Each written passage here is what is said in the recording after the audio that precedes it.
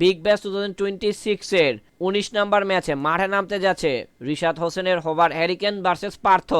এই ম্যাচটা বাংলাদেশ সময় কয়টা বাজে অনুষ্ঠিত হবে, ম্যাচটা কারা জয়লাভ করতে পারে জানতে হলে সম্পূর্ণ ভিডিও না দেখা অনুরোধ হলো। সো ভিডিও শুরু করা যাক। ভিডিও শুরু করার আগে যারা এখন আমাদের চ্যানেলটা সাবস্ক্রাইব করেননি অবশ্যই চ্যানেলটা সাবস্ক্রাইব করে 5 টাকা বেল বাটনটা ক্লিক করে অন করে রাখবেন, যাতে ক্রিকেটের সকল লেটেস্ট আপডেট এভাবে আপনারা আমাদের চ্যানেল থেকে পেতে পারেন।